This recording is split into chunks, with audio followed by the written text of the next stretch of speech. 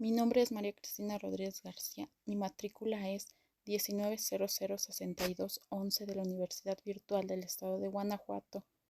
El nombre del módulo es Derecho Procesal Penal Volumen 1 y el nombre del reto es Reto 1. ¿Cuáles fueron los antecedentes latinoamericanos de la Reforma Constitucional Mexicana? La fecha de elaboración del reto es el día 25 de marzo de 2023.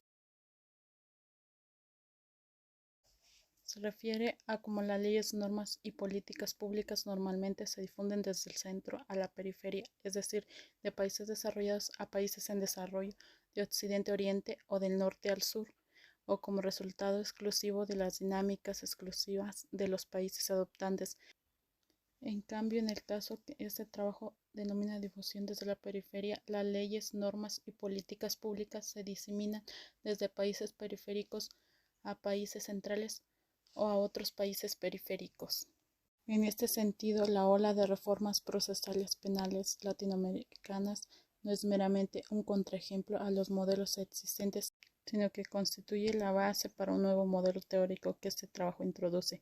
Los análisis neorrealistas de las relaciones internacionales y análisis de elección racional en el derecho internacional señalan que los estados centrales pueden imponer leyes, normas y políticas públicas sobre otros estados mediante la fuerza, las amenazas u otros incentivos para avanzar sus propios intereses materiales en el derecho internacional.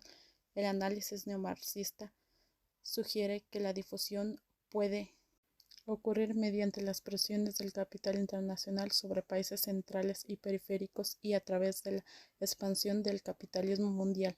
La teoría evolutiva y el funcionalismo y la teoría liberal de las relaciones internacionales enfatizan la idea que los estados pueden adoptar leyes, normas y políticas públicas similares en respuesta a problemas, procesos políticos y sociales o estímulos externos similares. En la difusión desde la periferia, en este modelo, actores en países periféricos o semiperiféricos articulan y tienen un rol crucial en la difusión de leyes, normas y políticas públicas a otros países centrales y periféricos. En el caso de la difusión horizontal o semi-horizontal, desde la periferia, las leyes, normas y políticas públicas se difunden desde actores en países periféricos o semiperiféricos a otros países periféricos o semiperiféricos sin participación sustancial de actores de países centrales. En el caso de la difusión triangular desde la periferia, actores en países periféricos son los autores intelectuales y juegan un rol crucial en la difusión de leyes, normas y políticas públicas a otros países periféricos, pero autores de países centrales también juegan un rol crucial en el proceso de difusión. Típicamente, en este caso, actores de países periféricos establecen alianzas con actores de países centrales, convenciéndolos de las virtudes de una reforma. Los actores de los países centrales traen entonces su promoción, presión y recursos a otros países periféricos o semiperiféricos para avanzar las reformas.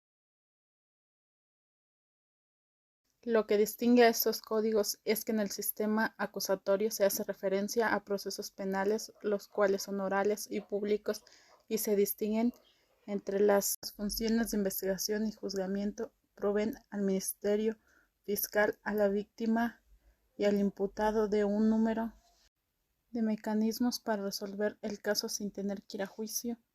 Antes de adoptar el nuevo modelo del sistema acusatorio, se aplicaban los códigos inquisitivos, los cuales fueron la principal legislación procesal para Hispanoamérica durante el periodo colonial y fue conocido como las 7 partidas, que consistía en 7 libros que regulaban múltiples áreas del derecho. El modelo inquisitivo fue creado por la Iglesia Católica y las monarquías absolutas y prevaleció en Europa continental e Hispanoamérica del siglo XIII al XIX. En primer lugar, el penal fue dividido en dos fases principales que se le llamó fase de investigación preliminar, que le denomina sumario o instrucción, y la fase juzgamiento y determinación de la pena, que se llamaba plenaria o juicio. Ambas fases eran escritas. La columna vertebral de este proceso era el expediente que la policía y el juez de instrucción compilaban. Este expediente documentaba toda la actividad procesal desde el comienzo, incluyendo la prueba que abarcaba declaraciones testimoniales, pericias, registros, secuestros, entre otras, que el juez evaluaba en la fase de juzgamiento. En segundo lugar, bajo códigos inquisitivos, un juez estaba a cargo sobre la investigación preliminar. De este modo, el juez tenía un rol de investigación y juzgamiento. Durante esta etapa, la investigación preliminar era de naturaleza inquisitiva y era secreta para el imputado y su abogado, al menos hasta cierto momento determinado, y los derechos del imputado eran muy limitados y éste no tenía derecho a estar presente durante la recolección de los elementos de prueba o a conocer la imputación en su contra antes de ser interrogado por el juez de instrucción. Además, con limitadas excepciones, la prisión preventiva del imputado era obligatoria. Tampoco había discrecionalidad fiscal, lo cual significaba que en teoría, cada vez que la policía o el juez sabía sobre un posible delito, debían iniciar el proceso penal sin considerar la gravedad del delito o las características del imputado. Finalmente, el mismo juez estaba a cargo de las fases de investigación preliminar y juzgamiento. La fase de juzgamiento era de naturaleza más acusatoria. El nuevo código acusatorio contenía muchos elementos acusatorios, tales como el juicio oral y público, el brindarle derecho al imputado durante la investigación preliminar respecto a los delitos menores, y se mantenía el principio de legalidad procesal y se conservaba al juez de instrucción para delitos más graves. Además, la investigación preliminar era escrita y secreta hasta la declaración del imputado ante el juez.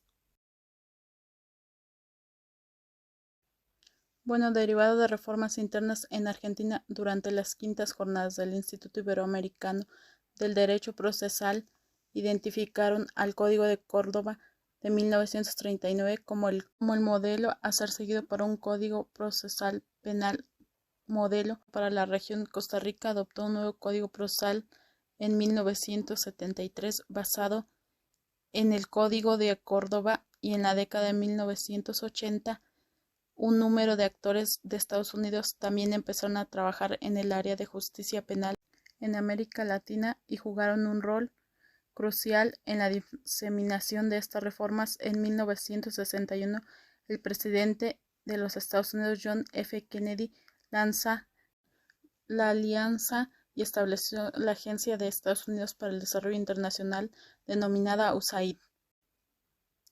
En 1985, la USAID crea una oficina sobre administración de justicia para América Latina y el Caribe y comenzó a prestar asistencia a los países de Bolivia, Colombia, Perú, Costa Rica, República Dominicana, Guatemala, Honduras, Panamá y Perú. Esta asistencia incluyó cursos de capacitación para jueces, fiscales, otros actores legales y oficiales de la policía, asistencia técnica para el manejo administrativo de casos, bases de datos legales y bibliotecas jurídicas, y la provisión de materiales y herramientas para el Poder Judicial.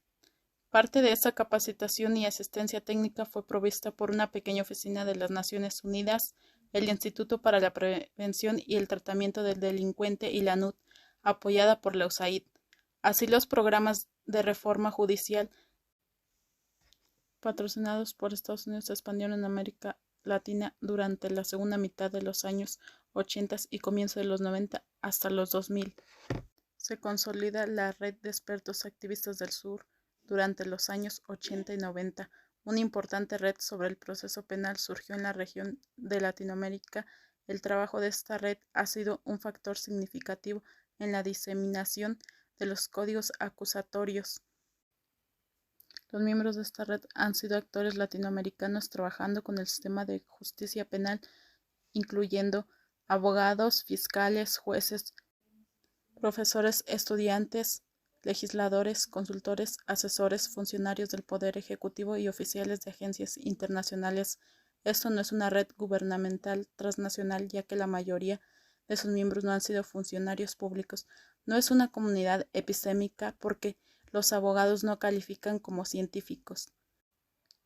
Dado que esta red es un híbrido entre una red de expertos y una red de apoyo o movimiento social, el apoyo adicional de las agencias de cooperación internacional y los bancos también contribuyó a la ola de reformas y proveyó fondos para viajes y actividades de la red, permitiendo a un número de miembros de la red vivir de un trabajo de apoyo a las reformas. También se fundó una red de centros de investigación y consultorías sobre justicia penal con relaciones con la sociedad civil. Esta ola de reformas penales acusatorias es un caso de difusión desde la periferia porque los abogados latinoamericanos de esta red de expertos activistas fueron los autores intelectuales y promotores cruciales de las reformas.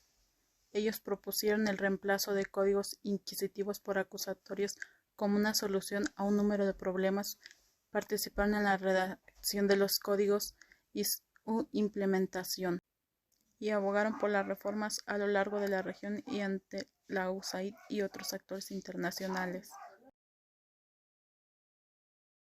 Las relaciones existentes en el texto de Máximo Langer y las reformas constitucionales de México en materia de seguridad pública y justicia penal es que se forma parte de la periferia como todos los países latinoamericanos. Las reformas constitucionales son parte de lo que se está haciendo en todos los países del sur en contra del modelo inquisitivo y se busca la preservación de los derechos individuales, por lo cual se tuvo que adoptar en México un modelo sistémico para procurar el respeto a los derechos humanos